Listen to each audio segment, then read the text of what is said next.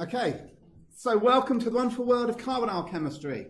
So we've finished with aromatic chemistry, and we're going to move on to the chemistry of the carbonyl group. And what we're going to do is go through the same process as the aromatic chemistry. We're going to look at understanding, first of all, what the carbonyl group is, why it's reactive, and then we're going to start to look at some of the reaction mechanisms. There's going to be lots of reaction mechanisms, but as with the aromatic system, the majority of them are actually the same thing. So there's this core reaction mechanism that we need to understand, and then there's little bits we add on to it. It's how do we make our nucleophile? How do we make our electrophile? How do we make our leaving group that we need to leave? So when you start looking at this, you need to kind of break down those reaction mechanisms into, this is the core bit, and then these are additional bits that we need to understand. How we're going to get our reaction to start because we need to make an electrophile. How we're going to make a leaving group that's going to leave. So that's what we're going to do. So what are the aims? So first of all, we're going to work out, what the carbonyl group is and what its general reactivity is.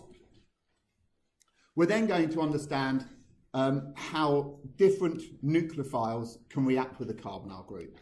And we're going to look specifically at things like oxygen, so they're going to be things like alcohols, and most importantly for you guys being pharmacists, water, because hydrolysis of carbonyl groups in drugs is a major issue.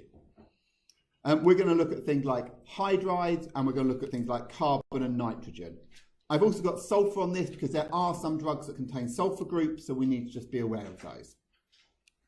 And first of all, we're going to start with the simple systems, just simple carbonyls, aldehydes and ketones.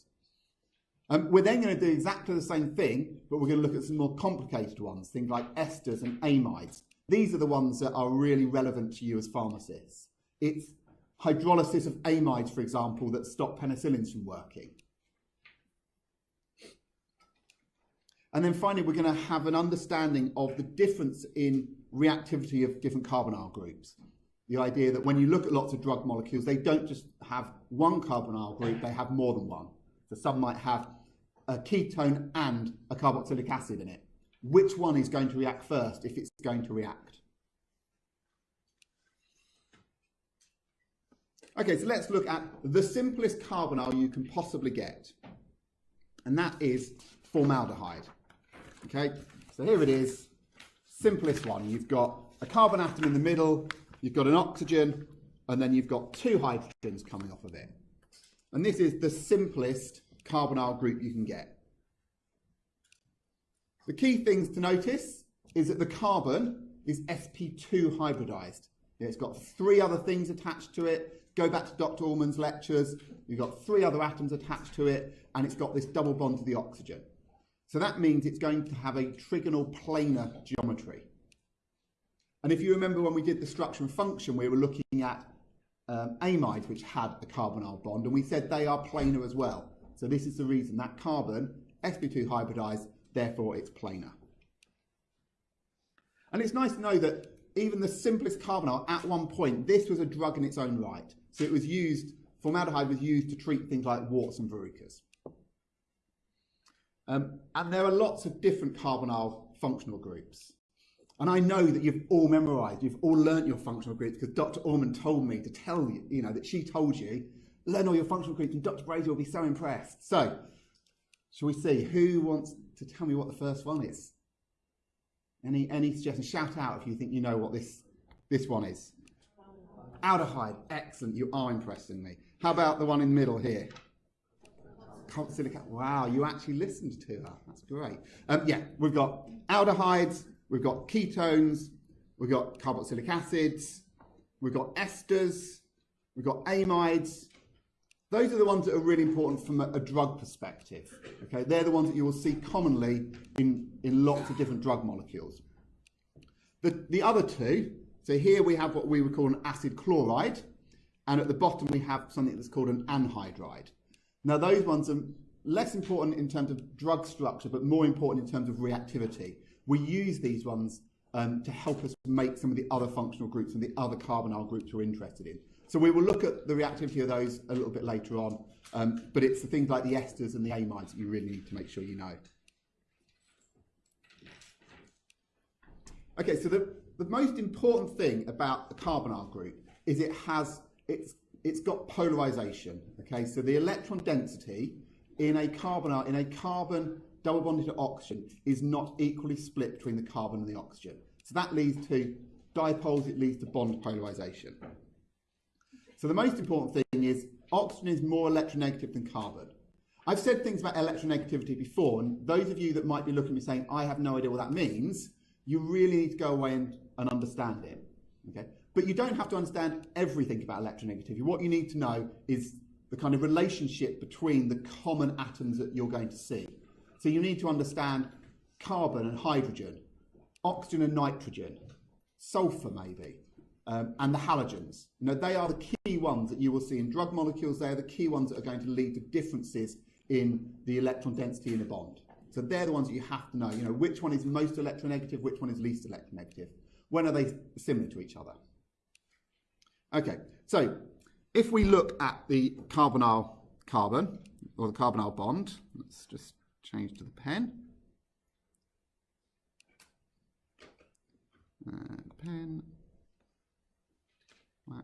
Okay, so we have our carbon, and we have it double bonded to oxygen. Now at the moment, I don't care what else is attached to the carbon. It could be an ester, it could be an amide. All we're interested in at the moment is what happens in that carbon double bonded to oxygen. So we know that oxygen is more electronegative than carbon. So what we know is that the electrons in that bond are going to reside kind of closer towards the oxygen. Okay, so in the sigma bond, in the single bond itself, okay, the electrons aren't going to be equally shared. The oxygen is going to have more of the electron density than the carbon. We can then also show that because there's a resonance structure here. Okay, and the resonance structure says if we take the electrons out of the pi bond, out of the double bond, okay, and donate them to the oxygen, which is going to happen again. If you think about the electrons in a pi bond aren't actually as closely linked to the atom as those in the sigma bond. In the sigma bond, you've got these great big overlap, you've got the s and the p orbitals mixing together. The double bond is made out of these p orbitals, and so they're a little bit further away from the nucleus. And so actually, the oxygen is going to grab hold of those pi electrons more strongly than even the sigma bond electrons. So we can draw this resonance structure. So that will end up with a single bond between the carbon and the oxygen. Now the oxygen, if you think in that double bond there were two electrons, one of them came from the carbon, one of them came from the oxygen. So the oxygen still has hold of the one that it was giving to that double bond. The carbon is the one that's lost an electron. So the oxygen has gained one electron out of this process. Although we're showing movement of two electrons, one of them originally belonged to the oxygen anyway. So it gets a negative charge, and that means that the carbon has now lost an electron. It was sharing it with the oxygen, now the oxygen has taken it completely, therefore the carbon lacks an electron, so it gets a positive charge. Okay, so we can show this kind of polarization, so we can understand that the carbon has this positive charge in a resonance structure. So this isn't going to be formal, this is a resonance structure, but what we can say is, if we think of this bond, we can say that the carbon is delta positive and the oxygen is delta negative. Okay, so what that means is that the carbon is the one that is electron deficient. So if we're going to have a nucleophile come in, it's going to react with the carbon, because that's one that needs electron density. A nucleophile has electrons to share, therefore a nucleophile will react with the carbon. And now the oxygen atom in this is the one that has the electron density. So if anything is going to act as a nucleophile in the carbonyl bond, it would be the oxygen. So if you have an electrophile in your system, it's the oxygen that's going to react with an electrophile. And what we'll see through all the carbonyl chemistry we're going to do, that electrophile is most commonly going to be a proton. It's going to be H+. And so what we're going to do is that oxygen is going to be able to get protonated quite often. And we will use that ability to protonate the oxygen to help us with reactions of the carbonyl group.